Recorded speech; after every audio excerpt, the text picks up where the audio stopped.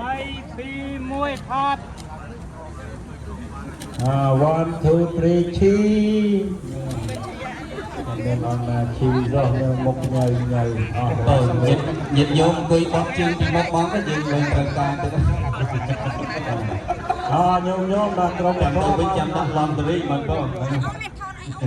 ក្រុមបន្តខ្ញុំសូមប្រសាទមកមកឆ្លងមកហើយយកទៅអង្គុយបត់ឈើយើងអង្គុយរបៀបសំជ្រូងណាបងហ្នឹងហើយមកញោមជួយរៀបញោមអូងាយបានជួបជុំគ្នាថតទុកអនុស្សាវរីយ៍ញោម